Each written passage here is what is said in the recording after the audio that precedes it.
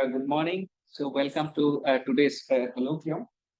So, we have today Dr. R. Vijayaraghavan, and he carried out his doctoral research at Yale University with Professor Michel Devoret. How do you say? Devoret. Devoret. French. So, who is one of the recipients of the Nobel Prize in Physics in 2025. And after PhD, he moved to University of California, Berkeley as a postdoc. And at both these places, he worked on problems related to the measurements of superconducting quantum bits. And he is currently an associate professor at IUCAA, Mumbai. And also the head of quantum measurement and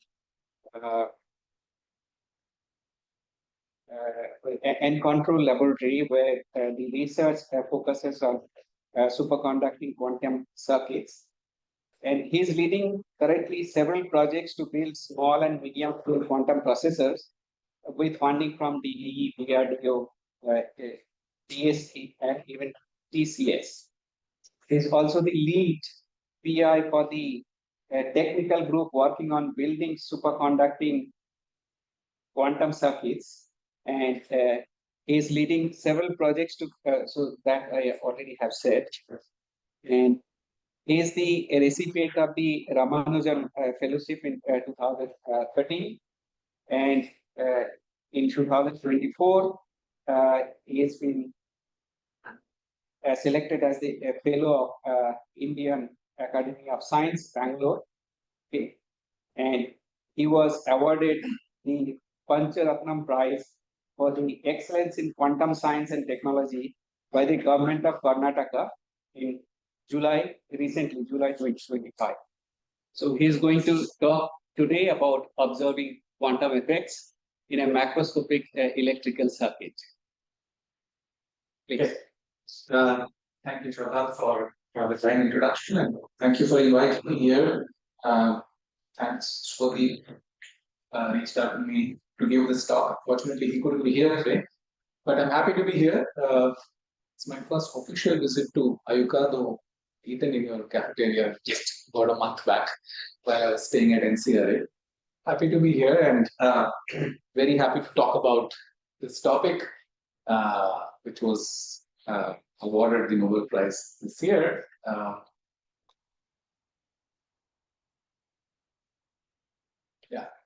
So I'll just read the citation. The Nobel Prize was awarded jointly to John Clarke, Michel Devoret, and John Martinis for the discovery of macroscopic quantum tunneling and energy quantization in an electrical circuit.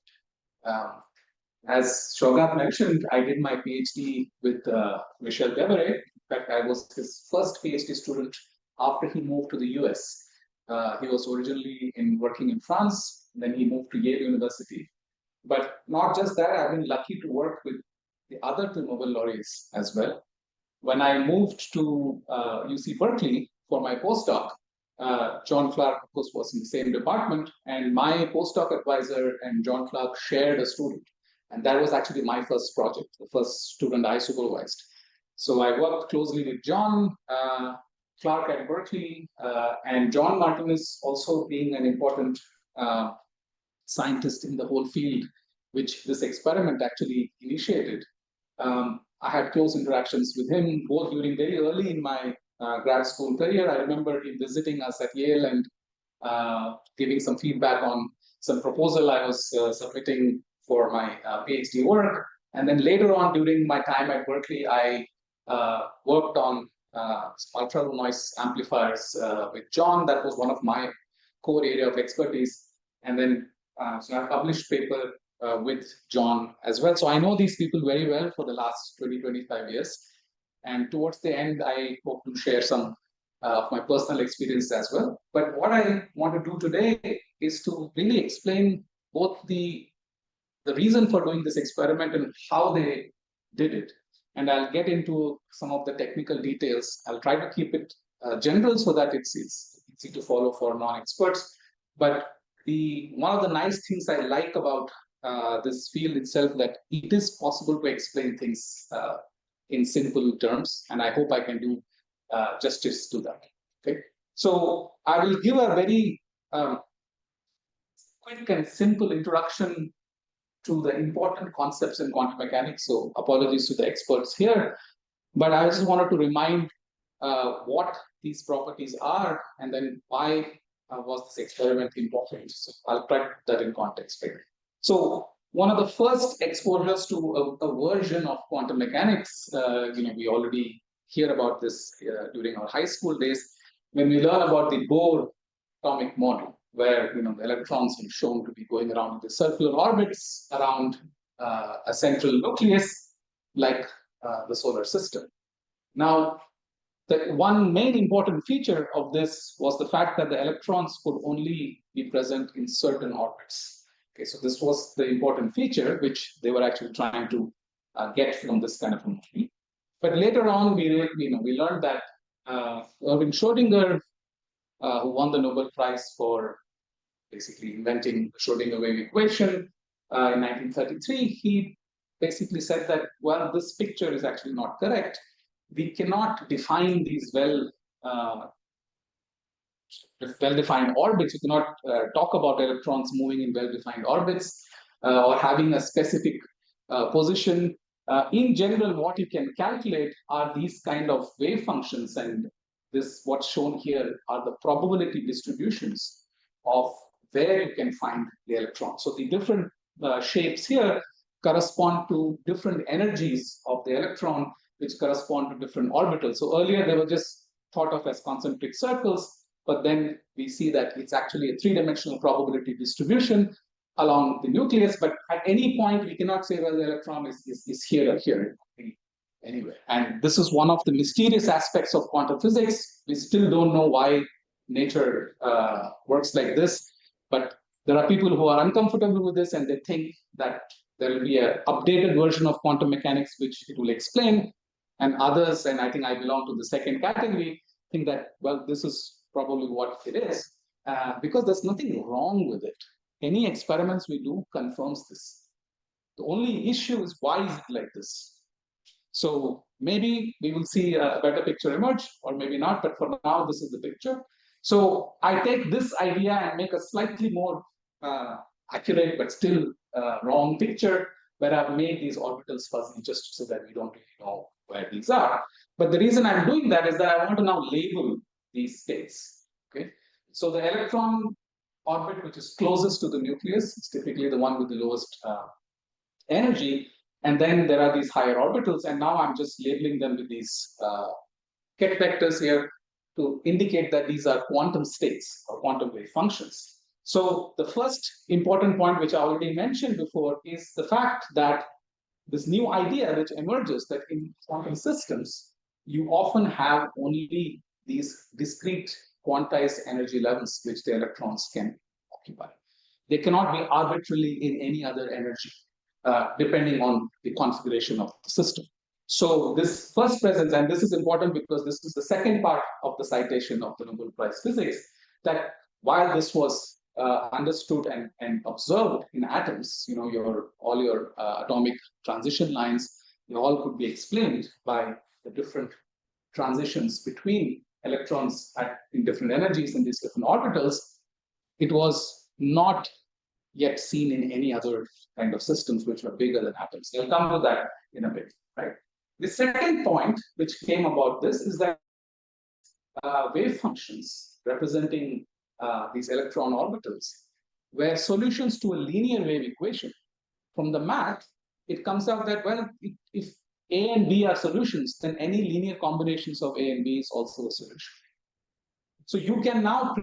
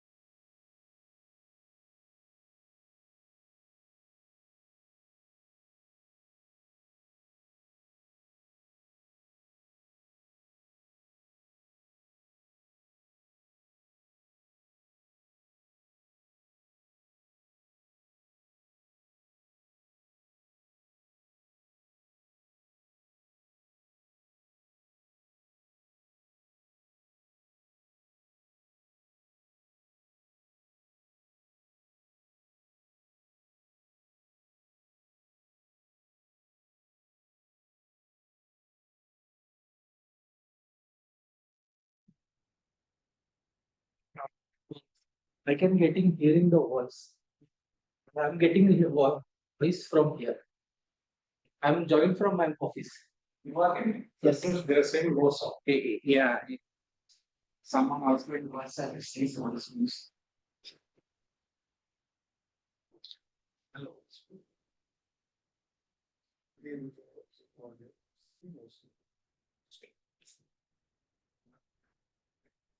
Yeah, still saying more.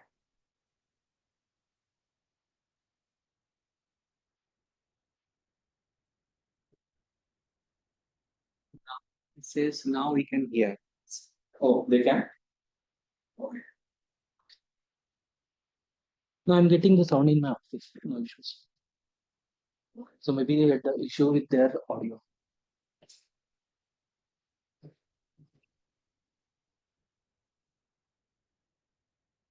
Okay, all right.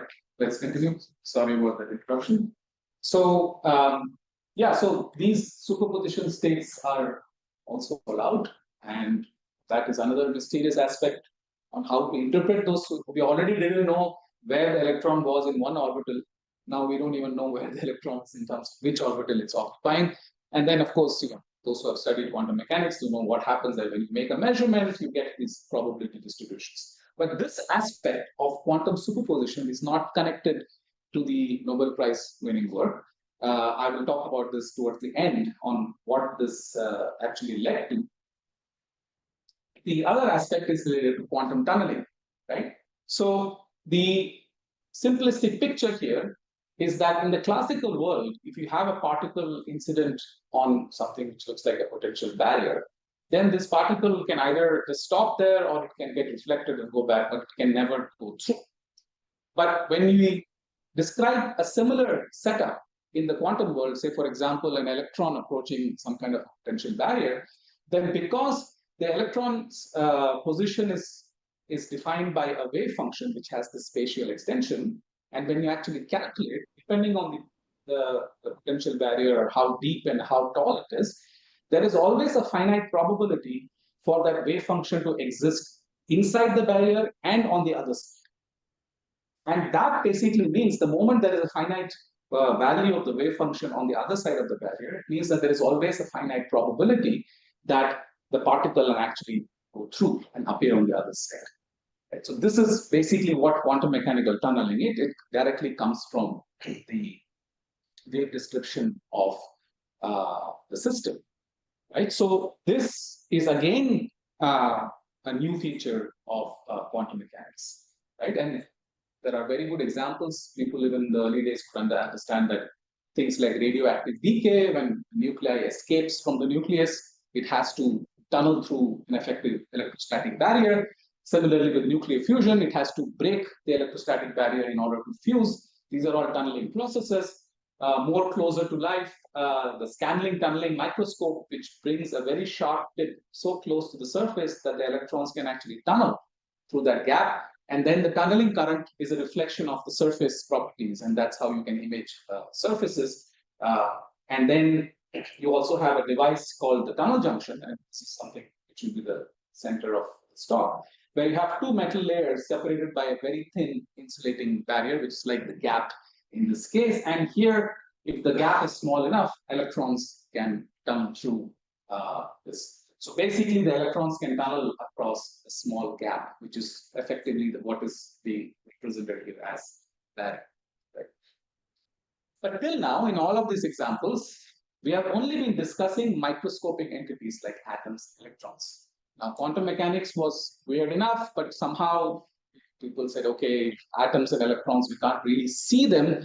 They're somehow in this hidden world, so these properties are maybe okay, we don't worry about it too much. There was clear evidence that all of this was happening. Your atomic spectral lines confirmed that energy levels were quantized. Quantum tunneling is seen in various things, but all indirectly.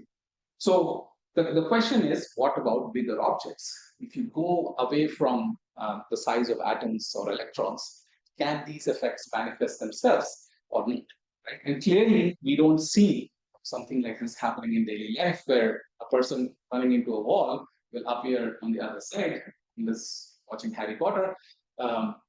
So the question is, why does this not happen, or what you need to do? And in fact, Schrodinger invoked the whole idea of his, the famous Schrodinger's cat, to really illustrate this point that when you try to extrapolate these ideas which quantum mechanics was saying that atoms and electrons do to a macroscopic object like a cat, then the conclusions are absurd, right? This experiment is essentially linking a microscopic property to a macroscopic property of the cat's state of being. So there is a radioactive system which can either decay or not decay, and that's a quantum probabilistic process. And if it decays, it triggers a mechanism which kills the cat. If it does not decay, it does not kill the cat, right? But until this process happens, and if we have sort of kept this cat inside a box where we don't know, and you don't know whether the radioactive decay has happened or not because it's a probabilistic process, then it seems that the correct interpretation would be to say that, well, the cat is both dead and alive, just like the particle has either both tunneled or not tunneled. And then that was, of course, unacceptable. And in fact, Schrodinger was extremely unhappy with this. He used this to explain his sort of deep concern that there's something weird about quantum mechanics which doesn't seem to work when we extend, because the quantum equations themselves don't particularly restrict its application to only a particular size scale. Right? It doesn't automatically happen that you put some size scale and then quantum mechanics disappears in some very simple way. So the question really was, how large can a system be and still show quantum effects? Right? So now comes the main actor of these experiments, the Josephson junction. This was a system which was studied by Brian Josephson in during his, I think it was also during his graduate school days or soon after, forget, and he got the Nobel Prize for that discovery in 1973. And the system is basically very similar to the one I showed. It's a tunnel junction. There are two metallic electrodes on either side, and it's separated by a thin insulating barrier. So that's your tunneling barrier, but this is not the same tunneling we are going to be discussing on the main experiment. I'll make the contrast in a few slides. But the difference is that these metals are made out of a material which at low temperatures becomes superconducting. So he analyzed the superconducting tunnel junction, which was given the name the Josephson junction. So now, instead of individual electrons tunneling, these are Cooper pairs. So that's how we describe the superconducting state, that electrons pair up, and effectively there is this Bose condensate which forms, and the entire wave function of the superconductor can be described by one, or the entire superconducting behavior can be described by one wave function. And this is how such a device will look like in real life in the modern world. So this is a Josephson junction made in our lab. What you're seeing is a very thin film of aluminum, probably about 50 nanometers or so thick, and then another film here, and these two films overlap one on top of each other like this. And in between them, there is a very thin layer of aluminum oxide. So we just oxidize the film that forms a layer of about a nanometer or so, and that's how you make it. So it's not made in sort of this horizontal direction, but it's made in a vertical direction. That's just what is easy to do. And this here in this picture is probably about few hundred nanometers by few hundred nanometers, even in the other dimensions. You can make them very small. The junctions used in the Nobel Prize winning experiment were much bigger and were made out of other materials. I'll comment on that later. This is just to show you an example. So this kind of a device, it's an electrical device, has two main properties, something called I naught, which is the critical current, and a capacitance of the junction. Now it's easy to see why it is like a capacitor, because it's two metals separated by a thin layer, right? That's like a dielectric. So it looks like a parallel plate capacitor.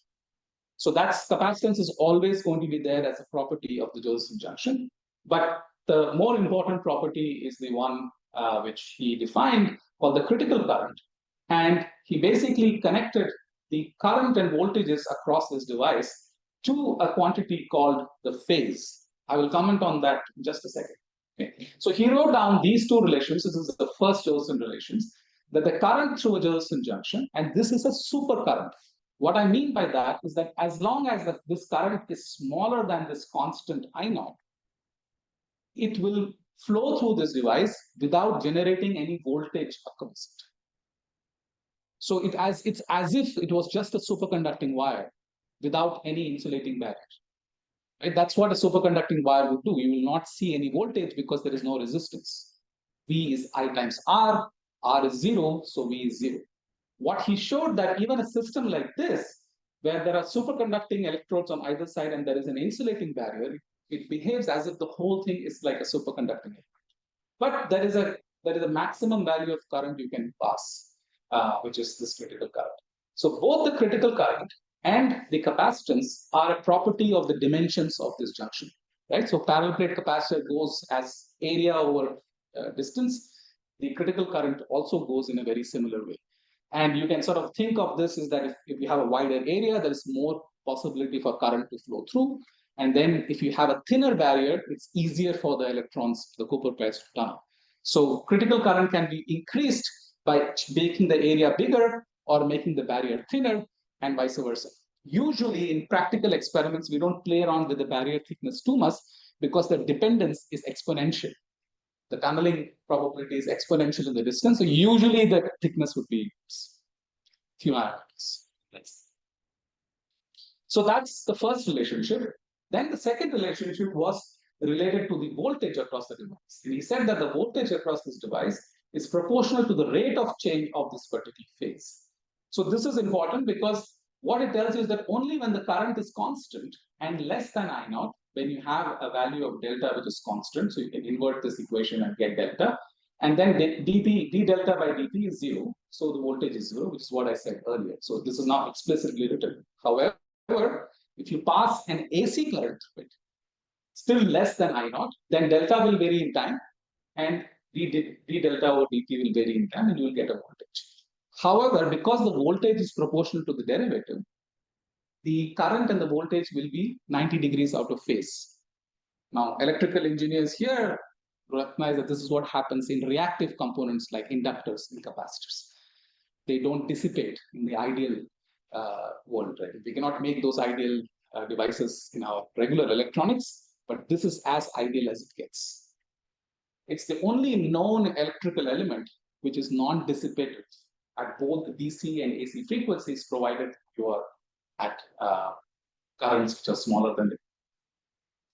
Now, coming back to this phase, what is this phase? Right?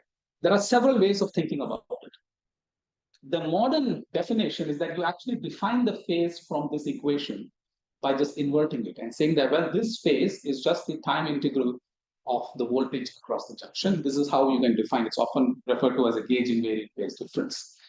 It can also be interpreted, and this is actually how it's described in Feynman lectures, volume 3. It's a good read, a very intuitive way, as Feynman always does, to derive the Josephson relations.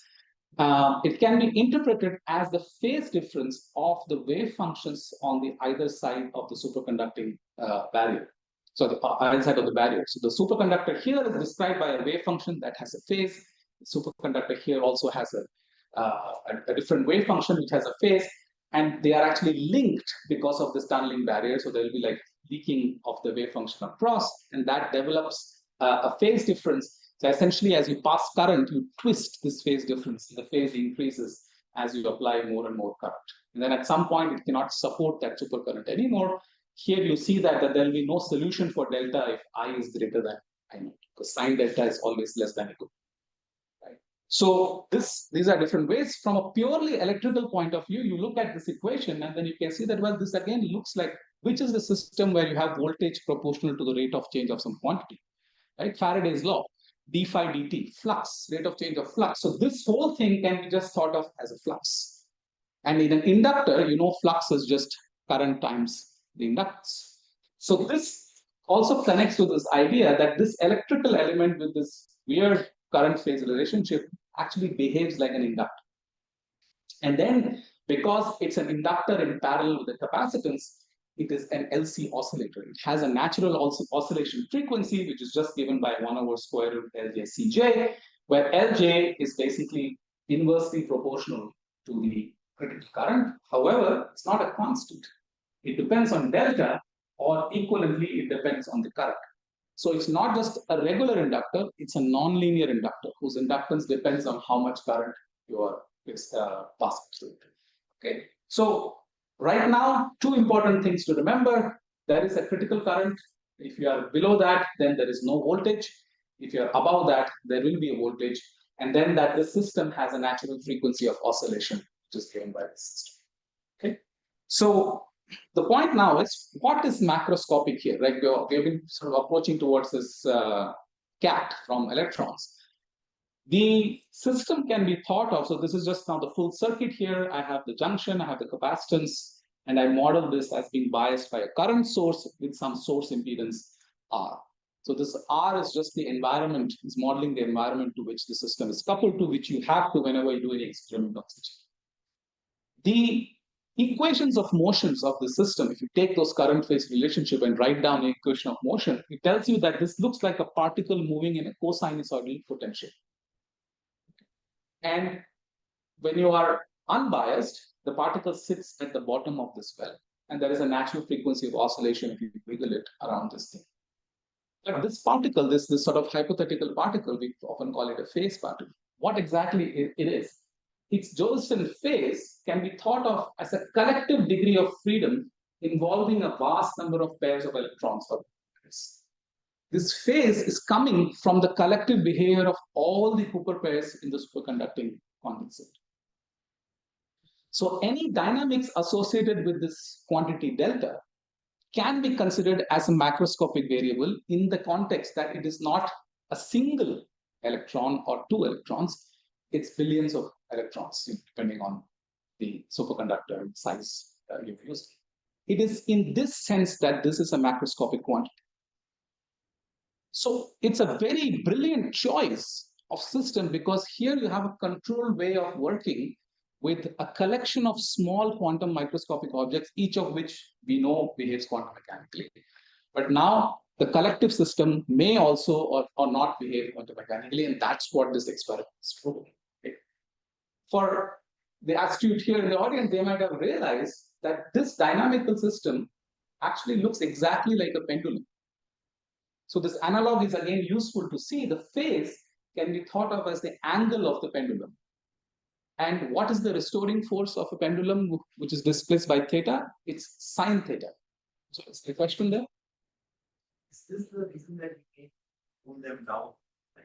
To low temperatures? Or is it for phenomena itself comes? Yeah, so a bit of both. I will comment on that quickly and explain more later.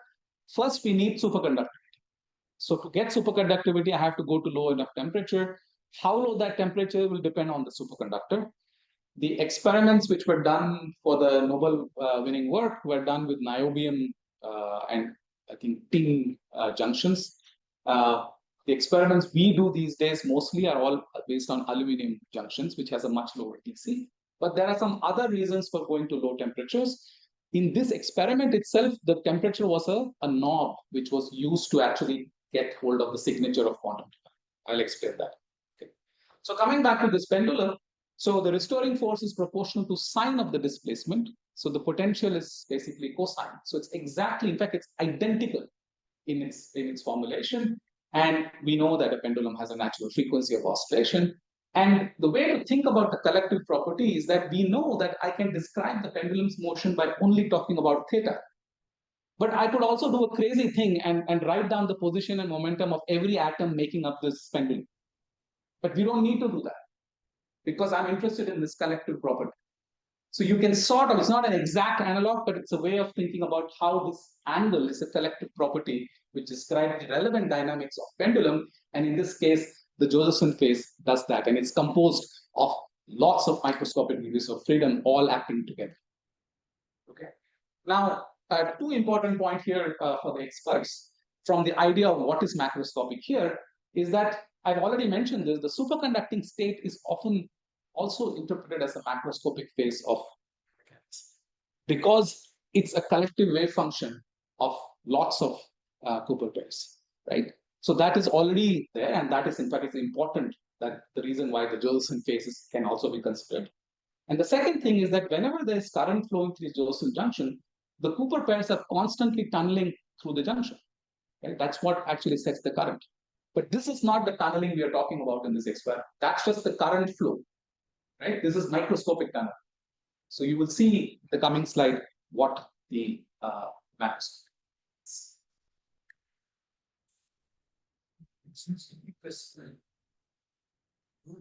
Is an harmonicity causing trouble? Why would you have small bits? Not trouble. I have not described the experiment yet to know what is trouble and what is not. These, as you correctly identified, are what are called frequency of small oscillation. Just like for a pendulum, when we define, see, this frequency is actually only approximate.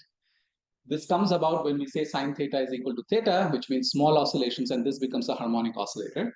So this quantity omega p is also defined in the same way. But as you correctly pointed out, and as also happens in a pendulum, if you increase the amplitude of oscillation, the frequency goes down. So that's what will happen. That has a quantum consequence, which I will come to that later in the talk, but it's not important, so much important for this experiment. Okay. So what is the experiment they did? Okay. So here is the circuit again, junction, capacitance, the current source. And this is called an IV curve, right? We're just sweeping the current and measuring the voltage. So just pay attention as I follow this curve here. You start at zero current and zero voltage, and you slowly increase the current, and your voltage remains zero till you reach the critical current. Then you jump, you get a finite voltage, and if you further increase the current, this now has a linear IV curve. So it behaves like a resistor in this regime with the resistance given by the slope, obviously. If you now reduce the current again, it has a hysteretic response. Now this depends on some details, but typically they are hysteretic. Then it will come and then retrap into the superconducting state near zero bias current. And then you can do the same thing on the reverse side, and the negative current will switch, and then it retraps here. So the important thing to really see here is there are two states. The superconducting state of the junction where there is no voltage, and the normal state of the junction where there is a voltage. And it is this transition from this state to that state is being measured in this experiment. Okay. So if IDC is less than I naught, you have the superconducting state with zero voltage. If IDC is greater than I naught, you have the normal state with finite voltage. Now, if you look at this from the potentials picture, you can also, for every static current, you can redraw the potential. And this is what happens. So when there is no current, it has this flat periodic cosine. But as you increase the bias current, this potential gets tilted. And you are initially trapped here. And then as you slowly tilt, and then finally at a point where the current equals or exceeds the critical current, this little barrier, which is sort of holding the phase particle inside, will completely disappear. That's when there is no solution to that equation. And then you can imagine that the phase now sort of runs down this hill. This is often referred to as the tilted washboard potential. It's an American lingo, because there's something called a washboard, which has these periodic modulations, and this looks like that. And you can now sort of have a visual representation of what is going on. As you increase the bias current, this tilts. But this is now already giving you a hint of what we're going to talk about. So there's this little barrier which is protecting the system from escaping out of this metastable state in which it is initially stuck there, right? So in the experiment, what you do is that you bias the current and then you slowly ramp it up. And then you see what happens to the voltage. So essentially you look at voltage versus time, and you may get something like this. This is, of course, a cartoon picture here. So voltage will be 0, 0, 0, 0, and boom, it will go to some finite current. If you repeat the experiment at a different time, it may happen at a different time from the start. So remember that time from here to here depends on how close to the critical current you are. So this is also a stochastic process. And I'll explain why that happens. And if you repeat it, you will get a different time some other time. So in the experiment, you actually look at the distribution of these different times as you are ramping the current slowly. So you're slowly tilting the well, and at the moment the voltage switches, you get a signal and you record this time at which it's switched. So that means you record, you know the current at which it's switched. It does not switch always at the critical current. I'll explain why. Right? So what is happening? You have your zero current potential and you have your finite current potential. So you're sitting here, right? Now this particle is just not sitting there idly. it can oscillate and it can actually move around because of noise. What noise? Temperature. In the ideal case, if you do your experiment well, there are various ways of thinking about it. You can go back to this curve and say, it's the Nyquist noise of this resistor, which corresponds to the temperature at which it's operating, which is going to send a noisy current into this thing, and that's going to cause the phase to fluctuate, and it's going to basically jiggle around here. So this now, because of that jiggling, there is always a finite probability that even when the current is not exceeded the critical current, it can jump over this barrier because of the thermal energy that's present. The higher the thermal energy, the easier it will be for it to jump out of this well. And then what happens is that if you're close enough to the critical current, once it jumps one well, it just gains enough momentum that you just cannot stop it anymore. And it just runs down the hill. So you switch into the voltage state, even though the current has not exceeded the critical current. Right? So that's what is really happening here. So you repeat it, and that's why the exact switching point also changes from experiment to experiment, because this is a stochastic process. How much it will switch will depend on the temperature. Okay, so you can write down this escape rate gamma, that what is the escape rate of the system which is escape from here. This actually is famous Arrhenius equation. It goes as the exponential of the barrier height, which is this height here, or here in this case, divided by the temperature. Right? And then there is a prefactor here, which is actually related to the frequency of oscillations here. It's often called as the attempt frequency. You can sort of imagine that as the rate at which the particle is trying to bump against the barrier again and again, and then it'll escape. And that probability is given by, so it's very, this is an exponential factor and this is a linear factor. And this will now depend on the critical current, bias current, in the current, and the temperature at which you're operating. And because this is a completely well-defined system, for every current, I can actually have an exact expression for what this barrier height is going to. You can calculate that very, very easily from the Josephson's relationship. So you now have how the barrier height is changing as a function of current. And you see that when IDC equals to I naught, this barrier will go to 0, but you don't have to for the switching to happen. And then you can sort of rewrite this equation in terms of the log of this escape rate, renormalize, and there's a prefactor. And then you get this, this is a constant which depends on temperature. And then this quantity you see is just proportional to I over I naught. So if I plot this quantity versus the current, I get straight lines.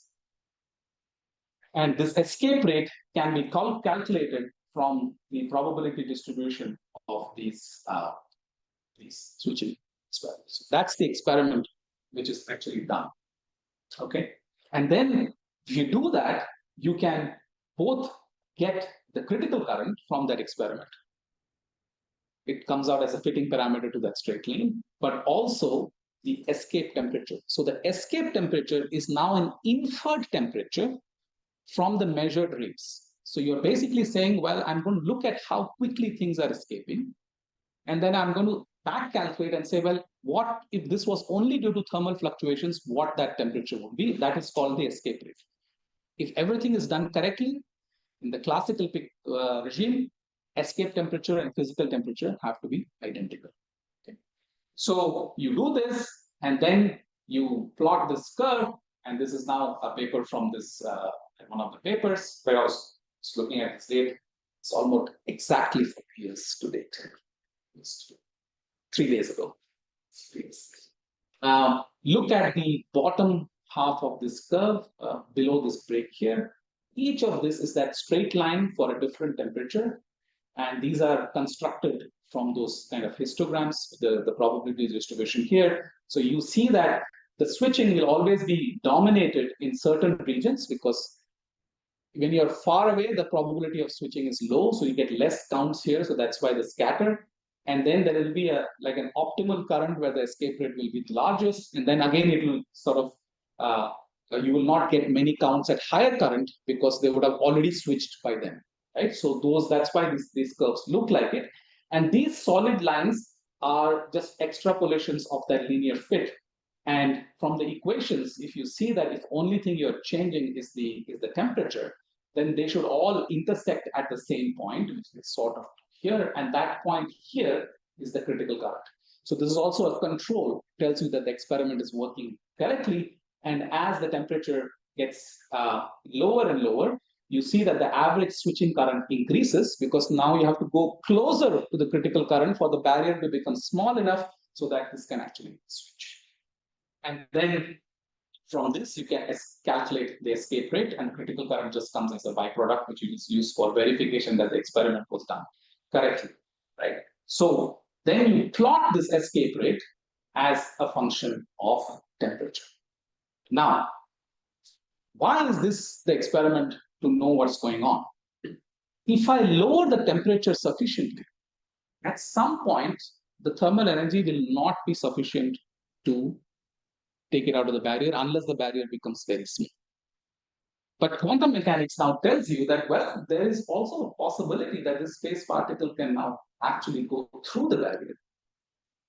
And then the same thing will happen. The moment it crosses the barrier, it will just run down the hill, the same signature. There is no way from the voltage versus time to distinguish whether a switching event was due to activation over the barrier, tunneling through the barrier. So you cannot say that from the signature. It just looks identical. But at sufficiently low temperatures. So remember that tunneling probability is always there. That's just defined by the barrier height. But at high temperatures, the thermal activation probability will be significantly larger, and you will not see that effect, and it will slowly come down, and at some point, tunneling will take over. But the tunneling probability is not dependent on temperature. So what happens is that you have these two possibilities, and you can see both of them. And a plot of an experiment for something like this will look like this. Okay, so this is T escape plotted as a function of path. This is actually data taken by me and my postdoc when I was at Yale. Exactly same experiment. I will explain to you a little bit later why we did this. But then you see that at some point, it sort of saturates. Okay. Here is the experiment from the Nobel Prize winning work. And from the theory, you find out that once the temperature becomes smaller than a certain value, the rate saturates. It does not depend on temperature anymore. And that saturation temperature is given by h bar omega plasma over 7.2 K. So this comes from a WKB calculation of the tunneling rate. So if you are above this temperature, you have thermal activation, the escape rate will be proportional to the bath temperature, and then at some point it will saturate to a constant value. And if this happens at the correct predicted temperature, then you can be convinced that this has to be tunneling. But any such saturation can also happen due to noise. If I have extra noise in my system, it will look like temperature. And at high temperatures, if that noise is small, I will not see its effect. But then as I bring down the temperature, I will be limited by this extra noise. How do I prove that this is happening due to tunneling?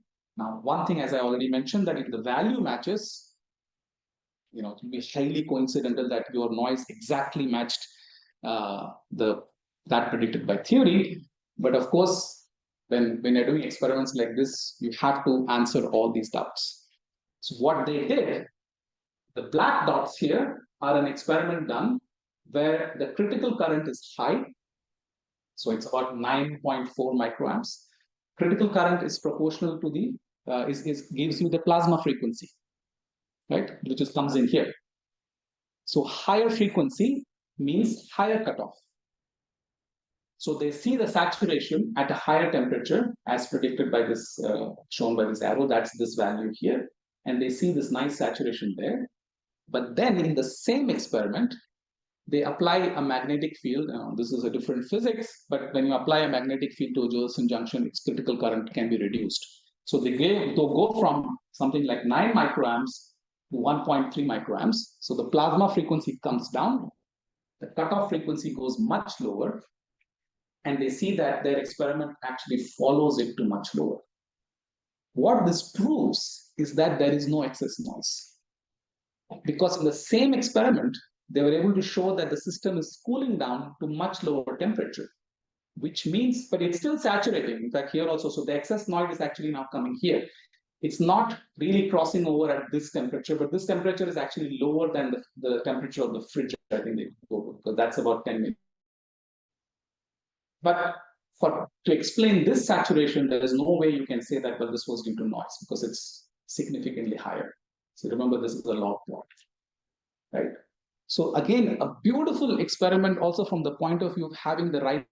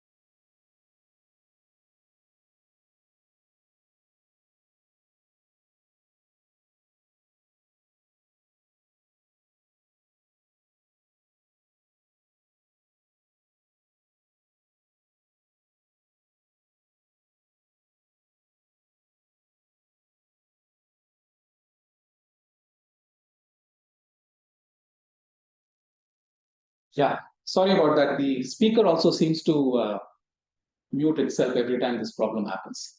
Yeah, I should be audible now. So they were able to identify all of these transitions to these different sets of transitions here. Now you may say, well, why would this transition matter? It's because the system is not just sitting in its ground state. There's always some finite population. So even if you cause that finite population to go up, you can increase the probability of escape. But you see the dominant one is this one here. So this clearly also showed that the energy levels are quantized in that same experiment. This was again published in several papers. I have taken these plots from this thing, but it's exactly the same experiment by now adding additional microwaves by calculating which frequencies they will get excited at.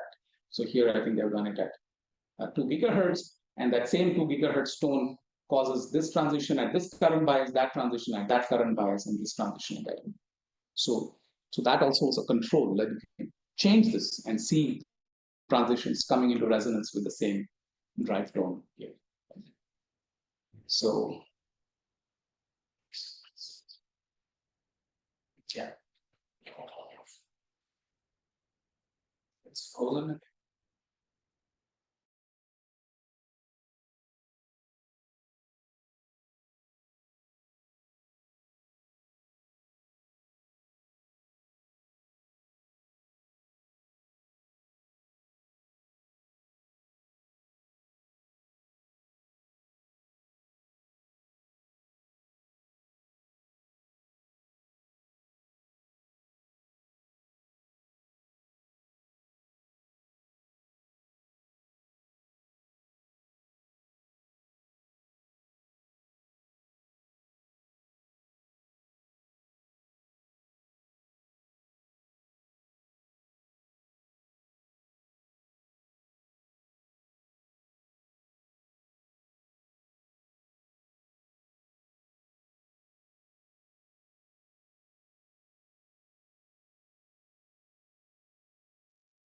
So it's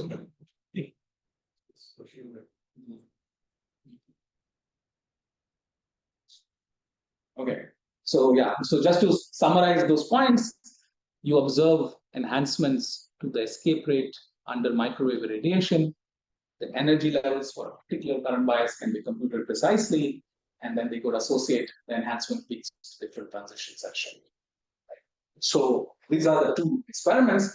I will quickly tell you a little bit about the experimental setup itself, just to show you the complexity and some of the innovations they had to do. So the Josephson junction is actually a niobium, one superconductor, niobium oxide, which is the insulating barrier, and a lead tin electrode on the other side. These are actually two different. So in today's world, this would be considered a horrible way to make Josephson junctions.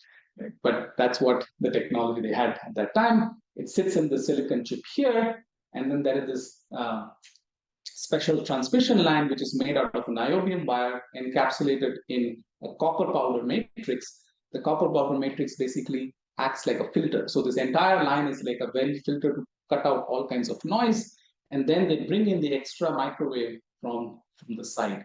So the DC currents and voltages are measured from this connector, and the microwave connector, which is basically just approximately coupled here, can send in additional high frequency signals here.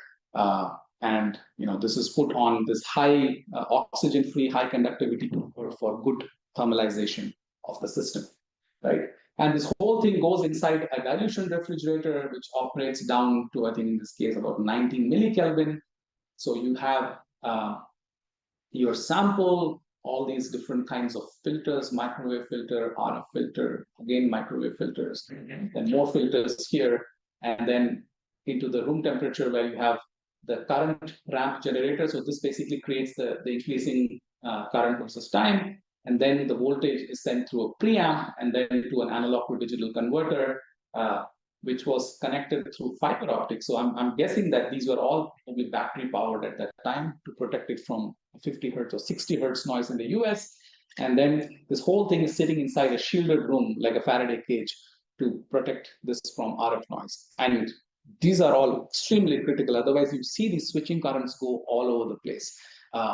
You have to really protect this. And this is very challenging experiment because you have to worry about noise all the way from low frequency up to these plasma frequencies, and everything has to be tailored just right. So here's a picture from my thesis, a revised, more modern version of this experiment, where I was an added challenge that I was not only interested in looking at the DC properties, I was also interested in the driven oscillator properties as well. So I had to make sure my microwaves are only not being injected for as like a weak perturbation, but I also had to collect the microwaves coming from that. So this made this experiment even more challenging. I thought I'll show a picture of the actual setup since I don't have pictures from the actual Nobel Prize winning experiment. But you can see there is this superconducting aluminum box as a shield, and then there are these things here, various filters, and the actual sample is here. Things for getting the DC signal in and out of this shielded box, and the RF signals in and out of the shielded box, the bias T, which combines the RF and the DC signals, and then various other microwave components here. I think, yeah, I guess I can talk about this. I'll have to skip some of the things I plan to talk because we're running quite late.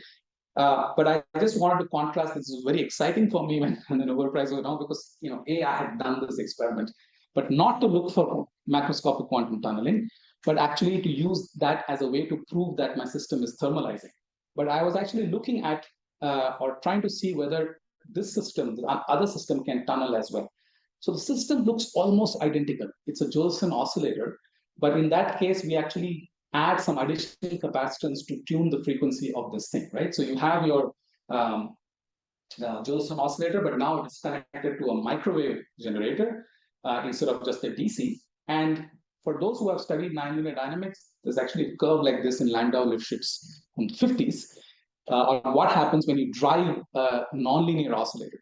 So at low powers, you get like a peak in the response, just like you would expect. But as you increase the powers, you get this weird bistable response. The curve bends towards the left, which is basically what you were saying. The frequency being lower is an evidence by showing that the peak shifts slowly to lower frequencies. And then at some critical detuning from the resonant frequency at low powers, you can have multiple stable states of the system. So under the same condition, the pendulum can either oscillate with a small amplitude or with a large amplitude. And it's a metastable system. It can switch between these two different states, like this state and that state. They're both valid solutions of this driven system. And I was studying this particular system during my thesis. And what we wanted to know was, so here is an example of that switching here. So instead of now measuring the voltage, we actually measure the phase of the oscillation. The phase of the oscillation is different when it's small and it's large. That also is a signature. In our experiments, there is no change in the amplitude because of the way we measure. So we look at the phase. So you now, instead of increasing the DC current, you're now increasing the AC amplitude. You ramp it up and it goes boom, switches into this thing. And then when you ramp it back down, it's hysteretic and then it comes back and comes back to the same state. So see, phenomena-wise, it looks exactly like the DC switching experiment, but now this is all happening at microwave frequencies, right? And when you are sitting very close to this, you can have a situation where both the solutions coexist because of fluctuations. Same way, you don't have to exceed that critical value. As you approach that point, the system can be thermally excited out of that state, and then you can get these kind of distributions of states being in this, which we call 0 and 1. Here, you can play tricks on this hysteresis to actually improve the quality of these histograms, where you go to that point, wait for some time, and then pull back. So if you pull back, you lock the answer. And then you can integrate the signal for a much longer time and get much narrower histograms so that you can look at how the probability distributions look like. So basically, I repeated that same experiment, but for this system. And you get very similar looking linear curves here. You can see at different temperatures, as the temperature goes lower, the curves moves to the right. Now the quantity here is not IDC over I naught, it's I RF square over I bifurcation square, right? And in the tunneling case, for the DC experiment, the crossover temperature is h bar omega p over 7.2 K. Now it was predicted that this system will not show tunneling. So I had to see where the crossover is happening, and here the crossover is predicted to happen at h bar omega over 2. instead of h bar omega over 7.2. So much higher temperature. And the reason for that is that in this driven system, even the 0-point quantum fluctuations get converted into real thermal fluctuations whose temperature is equal to h bar omega 2. But it saturates. It saturates at that value, but it's a higher value. So that's what these experiments show, that if I use, again, I did 2 experiments. This time I could not tune it in situ. There were 2 different experiments with 2 different frequencies, and you see that the saturation happens precisely as predicted. And very good agreement to the full curve. Actually, we could, the full curve is given by this Koch function, and it fits very nicely all the way from high temperature up to low temperature. The blue and red arrows are the saturation temperatures measured from the DC experiment. So that's the reason why I did the DC experiment as well, to show that, well, is this saturation due to noise? So I had to show that, no, my system actually thermalizes to much lower temperature. So for this experiment, the DC saturation happened at this value, significantly lower than the RF saturation. Similarly, for the blue lower frequency experiment, the DC saturation happened at even lower value. So I could again use this as a control to say that, well, my system is cooling down, the saturation is due to the physics.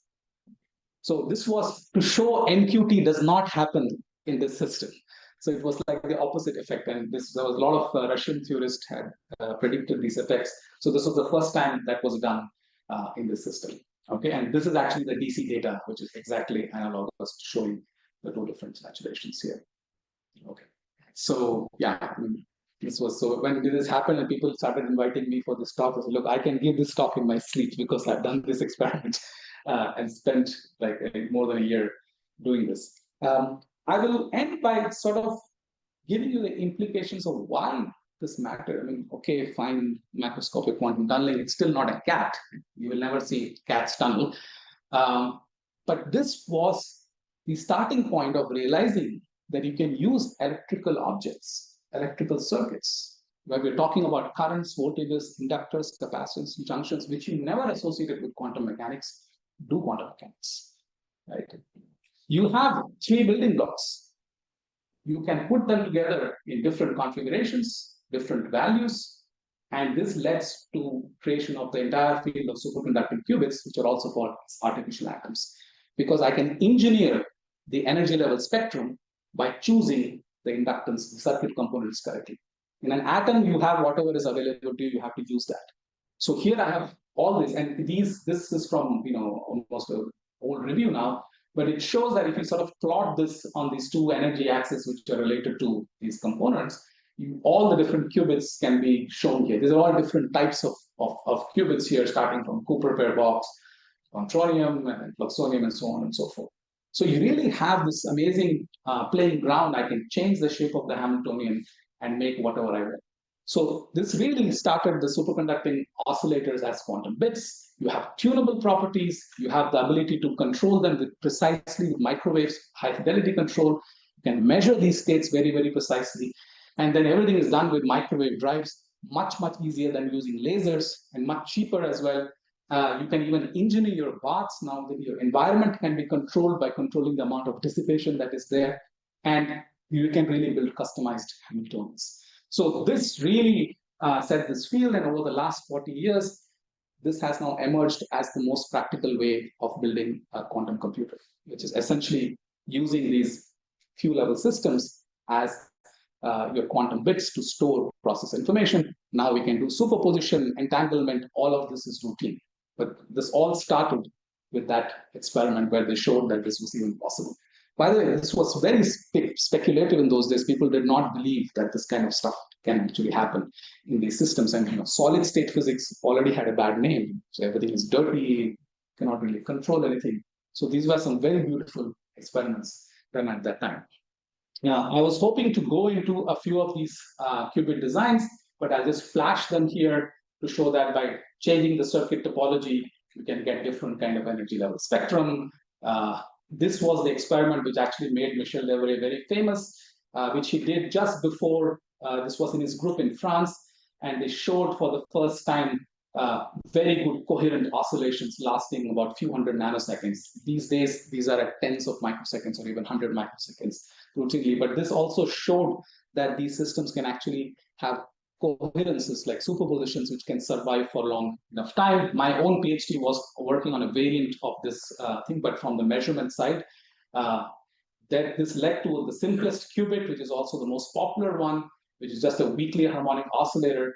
The previous design was very sensitive to charge noise, which is always present. We couldn't get rid of it. So you redesign the Hamiltonian and make it insensitive to the charge variable. And now, basically, as you tune the parameters, the variation with charge becomes completely flat. And now you have these flat energy levels. You can use them as your qubits. This was the Transmon qubit back in 2007. But the third level was not too far off. So it was not really an idealized two-level system. There are pros and cons of that. Then there was another one where you have this unique kind of double well potential here. And it's the tunneling effect between these two wells which gives rise to the splitting between the ground and the excited state. So here the tunneling is not measured, it's just a feature which gives rise to the spectrum itself. And this is another qubit design which is now emerging because it shows a lot of high coherence compared to the other ones. Quickly flashing that you can do more crazy things. This is one of the first theses from my group at TIFR. We put many of these oscillators together in a configuration to create basically three coupled harmonic, unharmonic oscillators, which behaves like a three-qubit system, but it's a composite system. And we showed that we could do the manipulation in a lot simpler and efficient way compared to some of the conventional things. And this was the first thesis which came out of group after I started in TIFR. And finally, you can actually do all of this in measurements of the quantum state in this cavity QED architecture. So this is your nonlinear oscillator. Now there are two junctions in a loop that makes it a squid. You can tune the inductance by now applying a magnetic field, but that's not important. But you can couple it to a harmonic oscillator. And this is like an atom inside a fabric-pleural cavity. The fabric-pleural cavity is the linear oscillator, and the atom is your nonlinear oscillator. And this light-matter interaction, when the two are off-resonant, gives rise to a term which basically says that the resonant frequency of this cavity depends on the quantum state of the qubit. And that's actually how we measure. By basically doing a resonance measurement, again, you shine light here and look at a phase shift, and that tells us whether it's in the ground state or the excited state. These can be done with very high fidelity. These are now showing measurement histograms of that phase shift for the ground and the excited states, and you see that they're very well separated, so there are small errors there. And they're so good now that you can see the atoms decaying in real time. So these are real-time traces where I prepared the system with the excited state, and they jump back to the ground state. These are single traces, not averaged over time. And a collection of traces shows that this process is also stochastic and can happen at various random times, as you would expect for a decaying atom, like a radioactive decay. Right? So this was quantum jumps. I was lucky to be part of this experiment during my postdoctoral days. This data, of course, is from my own lab, and we do this routinely every day. Right? So I just wanted to end with some pictures of Michel. I started digging my archive and surprised to find that we're not very careful of saving pictures from those days. So this is the oldest one I could find back from 2004. That's Michel. This is at a beach party at Yale. And it was an amazing experience working with him. I was lucky because he had just moved from France. His family had not yet arrived. So we would spend hours discussing physics and him teaching me, which did not happen for the students more in recent times. So I had a lot of time with him and learned a lot of stuff. These are some of the younger grad students who came later on. This is the guy who invented the fluxonium some years down the line. Michel, this is from my graduation in 2008. Other group members. Michel came to India and visited TIFR in 2014. Took him around and to also a conference in Bangalore. So I would like to end here and take any questions. If you have any. Thanks.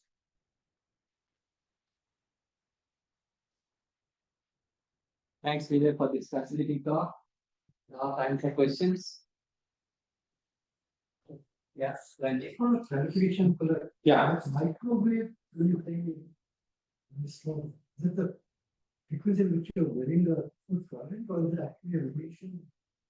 They are both equivalent. So if you are doing it in free space, it's variation, where electric and magnetic fields are oscillating in time. If you're doing it on a circuit through, for example, a coaxial cable, think of the cable antenna which brings the signal from your dish to your TV or from your cable company to your TV. That carries a few gigahertz signal. So that now in a transmission line, it's current and voltages which are varying in time at those frequencies. So they are completely equal in picture. So that's how radio transmitters work, right? You have an oscillator, which is an electrical circuit where current and voltages are changing at high frequency. Then you couple it to an antenna, and then that radiates to free space. So exactly the same thing. So we couple from a microwave source always through cables. So nothing is happening in free space. Yeah, you can control that with extreme precision with these microwave sources. Like 0.01 dB is the usual power level control you have.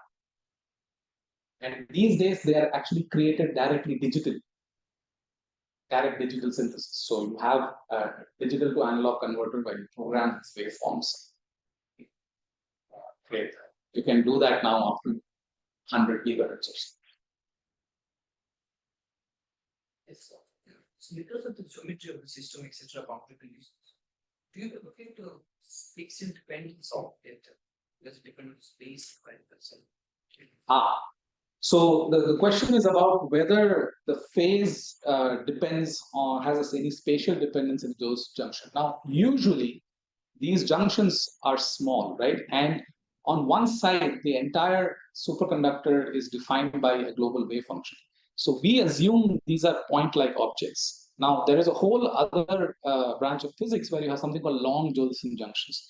There you can have various things. You can even have like vortices trapped in those junctions. But for all of this discussion, we assume them to be point-like. There's no way to know that phase difference. But the current does tunnel over the entire barrier.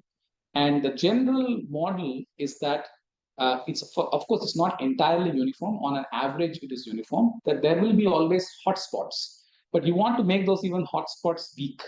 So you model a Josephson junction as lot of weakly transmitting channels. That's the limit in which Josephson calculated the thing. If you don't have that, for example, you can have a junction which has only one ballistic channel. Then the current phase relationship changes. It's still nonlinear. It's not sine, but it's some weird series sum of signs. And that is, I think it's called something Omlianchik, KO theory, which defines that. But here we assume point-like behavior, which is valid. May get instance out of this, so that you get to tunneling in pockets. Yeah, but it's all here we're talking about collective. But remember that again, we're talking about the super-pair tunneling to set up the current. The macroscopic tunneling is actually of the full phase variant. So there, this even doesn't come into the picture. First one is, we showed at the very beginning of the slides that there was some steps. Yeah. Yeah. So this is like phenomena of the real system. Yes. Okay. Yes. So the way to understand this simply, so you're talking about the hysteresis I showed first in the DC, this one, right? Yes, this one. Yeah. So the way to understand it is this, right? So imagine, take a look at these pictures. So you come very close and then the system escapes and then it's running down, and because of that momentum, it keeps running. Now you reduce the bias current, you're untilting it, but it still has that momentum. It's still able to like constantly go up the barrier. And then finally, at some point of time, it will not be able to barrier, and that's when you retract into this thing. So that's sort of a simplistic way of understanding. It's a lot more complicated because it depends on the damping. If the systems are heavily damped, this curve will not look like this. They will actually look almost non-hysterical. I just check this would be reverse. Yes, yes. So for heavily damped Josephson junctions, it will be non-hysterical. And that's actually the conditions for when these kind of devices are used for making what are called microwave amplifiers. Because you operate here, and then you look at how that voltage changes with respect to your input variable, and that gives you the gain function. But then a hysteretic thing will be disastrous. So you want a continuous curve, which is sharp, but continuous. Yeah. So another question. In terms of building these real systems, right? In your lab.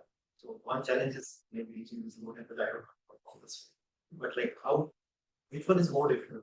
Building these chemicals itself or reaching the low temperature? Right. So it is well. It's commercial. It's idiot-proof off the box. We don't do anything about that. It has now become a problem that it's become so idiot-proof that even who know it are unable to do anything if something goes wrong. So these are commercial dilutions which you can buy from a company. They cost, starting costs few crores, and you close everything up, you push a button, and a day later it's at base temperature. It's all automated. You don't have to do anything. So that part we don't worry about. You have to worry about the materials you're using. Not everything will survive at low temperatures. You have to worry about how you do the wiring, how you do the filtering to ensure that the signals. So, for example, I cannot bring my microwave signals using a copper cable, because that copper cable is coming from room temperature, and the copper is a good conductor of heat. You just dump all that heat into your base temperature. So you have to use insulating something like stainless steel or copper nickel or superconducting cable. Make sure that the heat load coming in is not heat. Then the device fabrication happens in a clean room. So you have tools for doing it. And right now, the biggest challenge from the perspective of using them for quantum computing is that targeting the parameters. So remember, the frequency depends on the size of the junction. And when you're at 200 or 100 nanometer, I cannot make exactly the same square every time. There'll be like a 5% variation.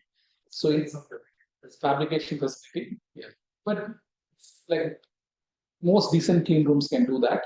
But the variability and the precision will depend on the quality of the instruments. And then the second thing is that we are trying to make these as dissipation-less as possible, right? So the Josephson junction is sort of dissipation-free by design, but the dielectric of the capacitance is not. The substrate on which it's made is not completely lossless because it's not vacuum. So we have to worry about surfaces, cleanliness, what oxides are growing, because all of those absorb energy and lead to, basically, you want the pendulum to keep oscillating. That's what coherence is in the simplest picture. But if we have dissipation or friction, we stop oscillating. And then those are the things we have to fine tune. Yeah, if you have these facilities, these are straightforward. But every experimentalist, their own experiment is straightforward. These experiments, what sort of systematics you encounter and what kind of environment we areas. For example, anyway, you will have vibrations. Vibration, it is inevitable in that system. But apart from that, what kind of kind of isolation we need to get? Yeah, so that depends to some extent on the exact experiment. So the MQ2 experiment is actually a lot harder than quantum computing experiments. The reason for that is that it cares about the environment and the noise profile over a wide range of frequencies. Whereas quantum computing experiments, the frequency bands are narrow, so you can engineer your filtering environment, but still you have to do a good job. You mentioned vibrations. The fridges are already designed to ensure that vibrations are as minimal as possible. There's actually a part of the fridge which also generates vibration. So you use weak coupling and put some kind of vibration isolation. If your building is located close to a train station and every time train goes by, the building vibrates, then you can have a problem, but you can mount the entire thing on either heavy platforms or active vibration isolation solutions as well. So these are all very standard, depends to the level. So for the experiments we do in our lab, the vibration is not a huge problem. So we've only done passive. So we just have these inflated tires, which on which the whole thing rests, but you can do more fancy things. Those are easy problems to solve. The biggest challenge in terms of the environment and systematics is really the radiation shielding. Right? I have to protect, so the fridge already comes with a lot of shields because the 10 millikelvin stage cannot handle electromagnetic radiation, black body radiation from 300 Kelvin. It will heat up. So there are different stages inside the refrigerator which are at different temperatures. So the 300 Kelvin radiation is absorbed by a 50 Kelvin plate, which has the ability to absorb that radiation. But the 50 Kelvin is re-radiating, and then that has to be absorbed by a 4 Kelvin radiation shield. The 4 Kelvin re-radiates, that has to be absorbed by a 1 Kelvin radiation shield. And then it's low enough that the fridge will not heat physically. But that 1 Kelvin radiation is not good for our experiments. So we make our own sheet inside, which are coated with black stuff to prevent any stray photons from reaching the sample, because these high energy photons have energy greater than the superconducting gap of aluminum. So they can then hit your device and break Cooper pairs. And that means dissipation. So these are the kind of things. And then you have to worry about the cables which are coming in. We have to filter them, but we have to send signals also. So you have to make sure that we filter out unwanted radiation. Even black body radiation comes down those cables, and we have to put special absorptive filters to be able to protect all. So only then you're able to get, but this is now all been understood for quite some time and can reasonably be reproduced across different labs. Many of these things, components have now become commercial, though quite expensive, but you can now do this. So if one had to redo that experiment now, we want to do it in a very different way. In fact, about a month back, when after the announcement, we were contemplating whether we should attempt to do that. But then we realized we don't have to spend on this right now. But yeah, it's a challenging experiment. But now the tools are there to really know what for various things. Why do you increase the dissipative terms? It's still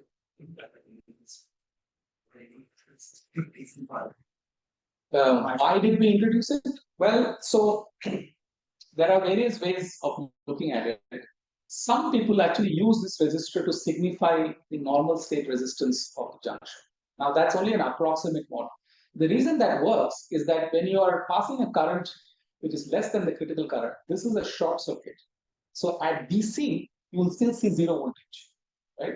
And then when you switch into the normal state, if you set this value to that resistor, then you will see a voltage corresponding to this resistance. So it works as a good model. In this case, this is inevitable.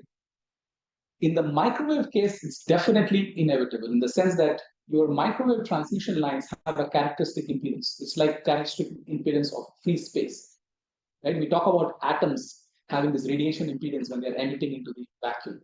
Similarly, you have to consider these coaxial lines, these transmission lines, as the vacuum for the electrical circuits.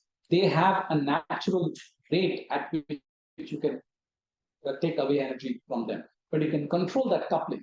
In these experiments, the device is actually strongly coupled to that transmission line, which usually has 50 ohm characteristic impedance. So you have to use that model.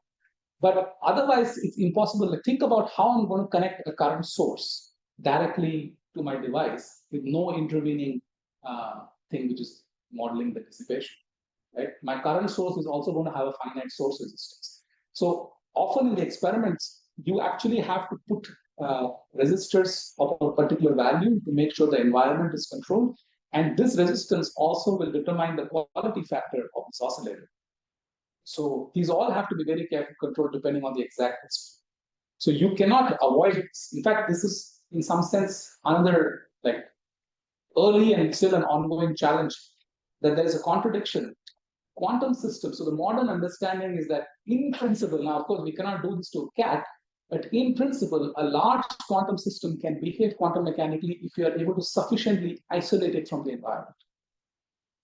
But if you're trying to build a quantum computer, you want to be able to control and measure it. But how do I control and measure it without talking to it? And talking to it means I have to create some interaction. So this balance of having sufficient ability to control without that control access destroying the quantum properties itself. So this is a tough challenge, and people have figured out ways of doing it, and this is a constant struggle. We keep improving on it, how to do this better and better and better. So this is very fundamental description of these systems. Comes from this simple resistor could model many things. It could model the bad dielectric capacitor, right? Or it could model how strongly the environment is coupled to the system. Are there any questions in the online Zoom?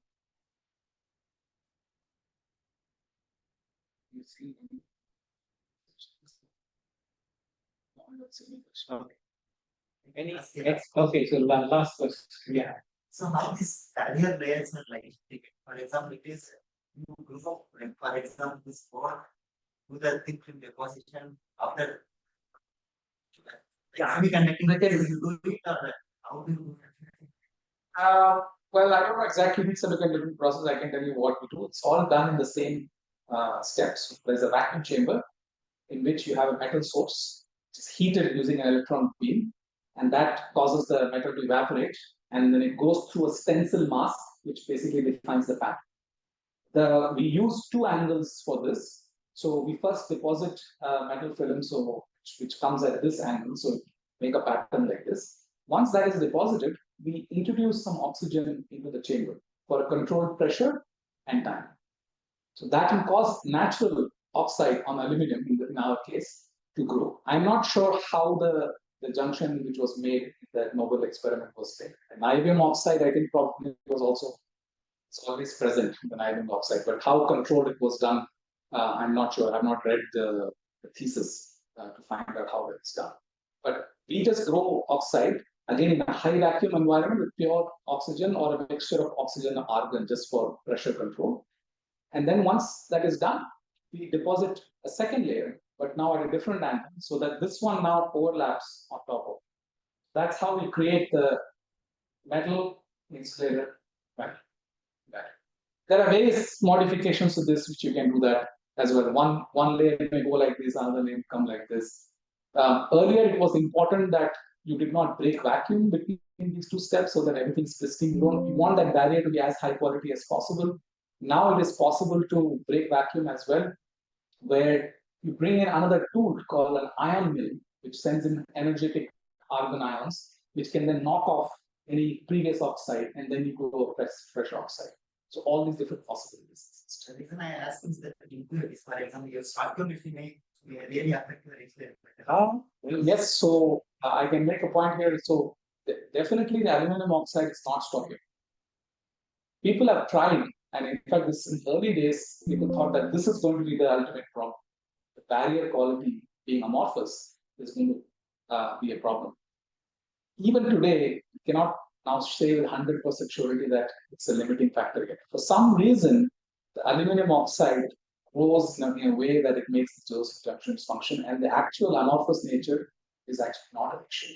And this is connected to that point I made earlier that you need the Josephson junction to be composed of many, many weakly transmitting channels.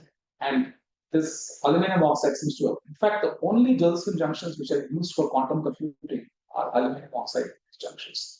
No other material works. People have tried, niobium used to be common, but even with niobium, they would make the oxide layer aluminum oxide. So to do niobium, put a thin layer of aluminum, oxidize it, and put it. The reason also is that even though it's not stoichiometric, it's very uniform. Niobium has many variants of oxide with different coordinating factors, and it gives rise to loss. Now, tantalum is emerging as another material in this. So niobium and tantalum are used for the peripheral circuits, for the inductors and the capacitor pads, but the Josephson junction is still made using aluminum oxide. So I think there were some attempts to make crystalline barriers, didn't work. It actually made things worse. All right, so let's thank Vijay once again. Yeah. Move outside. One slide now.